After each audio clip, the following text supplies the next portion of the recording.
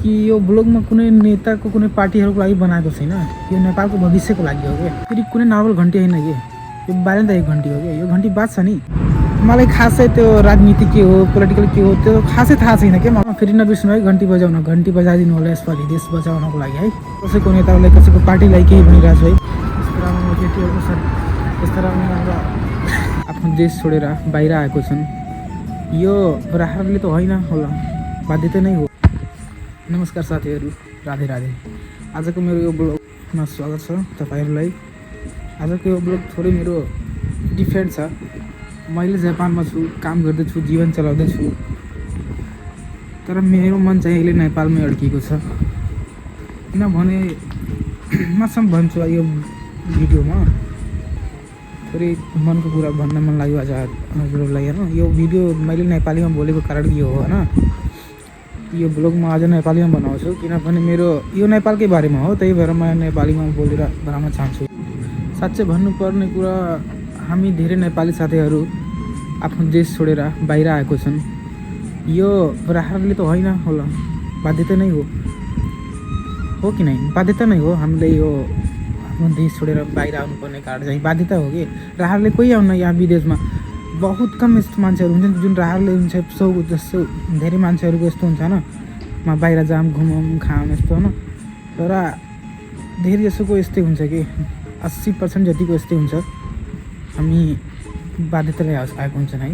हामीलाई नेपालको भ्रष्टाचार, नेपालको सिचुएसनहरू हेरेर हामीलाई कहिले काहीँ धेरै रिस उठ्छ कि विदेशमा भएको दाजुभाइ साथीहरूलाई नि रिस उठ्छ कि साथी। कस्तो नराम्रो लाग्छ कि हाम्रो देश अहिले कहाँ छ यार। यो देश विदेशहरू कहाँ पुगिसकेको छ हेर न यहाँ, कस्तो यहाँको डेभलपहरू छ।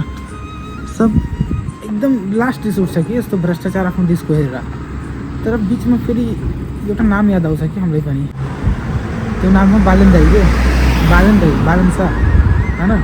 अब म बालेन दाईको बारेमा यो भिडियो बनाउन चाहन्छु कि बालेन दाई भन्नाले मतलब बालेन दाई को हुन्, उहाँ मान्छे को हुन्, कस्तो हुन्, यो भिडियोमा बालेन दाईको बारेमा नै भन्न चाहन्छु। अब साथीहरू यो भिडियो राम्ररी हेर न साथीहरू, यहाँ कस्तो बाटो हेर कस्तो राम्रो छ है। यहाँको मान्छेहरू एकदम मतलब एजुकेटेड छन् जस्तो लाग्छ कि एकदम धेरै डिसिप्लिनमा हुन्छन् कि। यो जापान भन्नाले यस्तो कन्ट्री हो न, हामीलाई डिसिप्लिन सिकाउँछ कि धेरै। हेर यो जुन छ नि यो सिक्युरिटीहरू, यो ट्राफिकहरू जुन छ नि यो हामीलाई मतलब जिरो छ कि। यहाँ एक्सिडेन्ट लेभल एकदम जिरो छ कि दोस्त, एकदम जिरो छ कि। यो यति सानो ठाउँमा है, यति सानो ठाउँमा कतिजना छन्, 3, 4, 5 जना छन् कि। हेर न यहाँ एक्सिडेन्ट लेभल एकदम जिरो हुन्छ कि। यस्तो जबसम्म यो बस खाली बस यो जान्न नि होइन, तबसम्म हामी यो क्रस गर्ने बाटो हुन्छ यो जेब्रा क्रसिङ, त्यो गर्नै पाइन्न कि। यस्तो छ कि यहाँको एक्सिडेन्ट लेभल एकदम जिरो हुन्छ कि। यस्तै हामीलाई पनि लाग्छ कि हाम्रो देश, हामी पनि सोच्छौँ मनमा यस्तो रुकेको हुन्छ कि हाम्रो देश पनि यस्तो डेभलप गरोस्, यस्तो होस् होइन। अब त्यति बेला नै हाम्रो बालेन दाईको याद आउँछ। अब खै बालेन दादा हाम्रो पनि यस्तो देश गराइदिनु, यस्तो डेभलप गराइदिनु, यही छ हाम्रो युवाहरूको सोच। हाम्रो नेपालीहरूको पनि सोच हुन्छ यस्तो कि हाम्रो देशमा यस्तो ठुलो ठुलो बिल्डिङ होस् होइन, यस्तो धेरै धेरै मान्छे हुन्, यस्तो डेभलप होस्।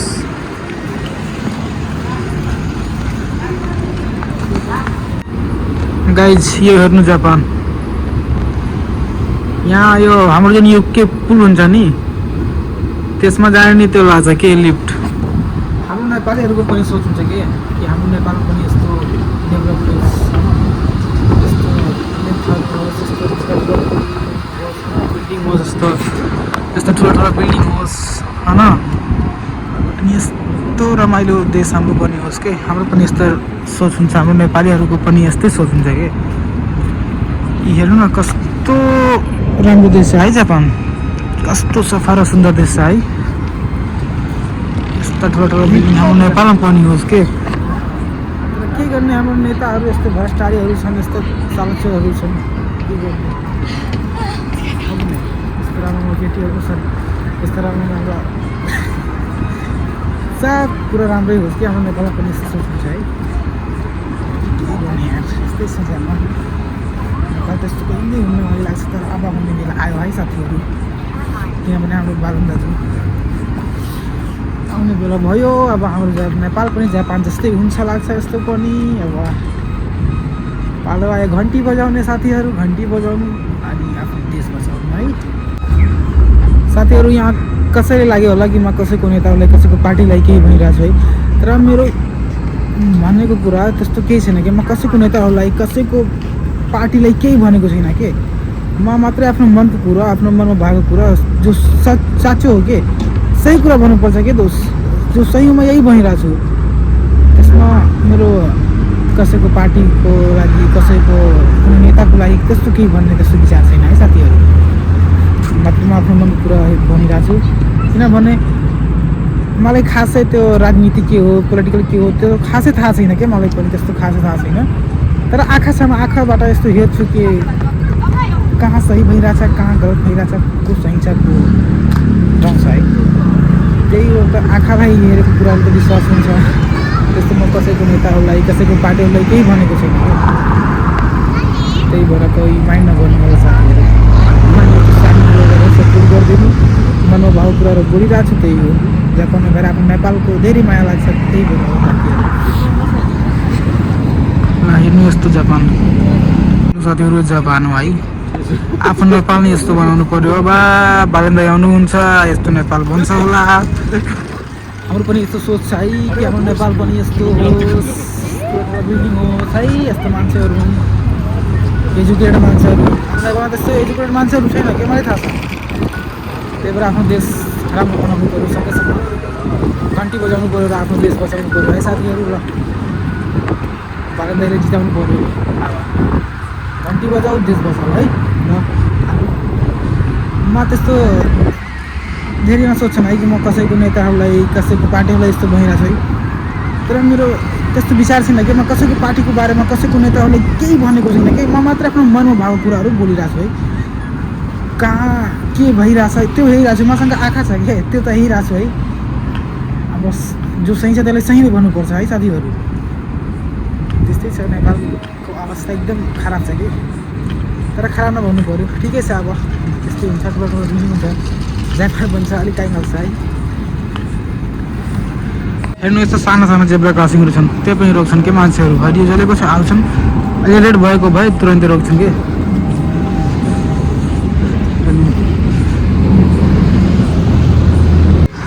यहाँ जापानमा हुँदा यहाँको डिसिप्लिन हेर्दा, यहाँको मान्छेहरूले हेर्दा, यहाँको स्वभाव र यहाँको कस्तो, यहाँको मान्छेहरूले हेर्दा न यहाँको डिसिप्लिन जुन छ नि मेन हेर्दा मेरो मनमा यस्तो एउटा प्रश्न छ कि जहिले नि के हाम्रो नेपाल पनि यस्तो हुनसक्छ। तर फेरि मनले आफै जवाब दिन्छ कि हुनसक्छ, किन हुन सक्दैन। यदि हाम्रो नेपालमा यस्तो बालन दाइ जस्तो मान्छेहरू आयो भने किन हुन सक्दैन, जे पनि हुनसक्छ कि। साथीहरू म जापानमा छु, तर मेरो सपना, मेरो सपोर्ट, मेरो मन चाहिँ नेपालसँगै जोडेछ कि। बालन दाइ प्रधानमन्त्री बन्नुहोस् या नबन्नुहोस्, तर उहाँले हाम्रो लागि एउटा ठुलो काम गर्नुभयो कि, हामीलाई आश दिनुभएको छ। र जबसम्म उहाँको आश हुन्छ नि, नेपाल कहिले हार्दैन कि, कहिले हार्दैन। अनि म फेरि भन्न चाहन्छु कि यो ब्लगमा कुनै नेताको कुनै पार्टीहरूको लागि बनाएको छैन, यो नेपालको भविष्यको लागि हो कि। र मेरो साथीभाइहरू, दादा दिदीहरू, तपाईँहरू जुन पनि कन्ट्रीमा हुनुहुन्छ, Nepal, Korea, Japan, golf country, कुनै पनि कन्ट्रीमा हुनुहुन्छ भने यो हाम्रो नेपालको लागि एउटा कमेन्ट गर्नु होला, होप फर नेपाल। यदि चाहनुहुन्छ भने यो नेपाल राम्रो बनोस्, एउटा कमेन्ट छोडिदिनु होला यो कमेन्टमा, होप फर नेपाल लेखेर। अनि मलाई लाग्छ कि मसँग, यो युवाहरूसँग, यो जेएनजीहरूसँग सब साथीभाइहरू मिलेको छन् है। किनभने यो देश छ नि, यो नेता जस्तै बालन दाइ एक्लै पनि बनाउन सक्नुहुन्न कि।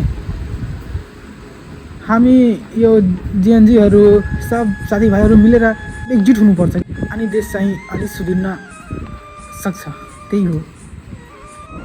अनि मेरो एउटा नेपालमा बसेको दादा दिदी, हजुरआमा, हजुरबुवा, आमा बुवासँग एउटा ठुलो अनुरोध छ कि यसपालि यो घन्टी बजाइदिनु के, घन्टी बजाइदिनु, हाम्रो देश पनि जगिन्छ। अनि हजुरहरूको छोराछोरीहरू नि देश फर्किने।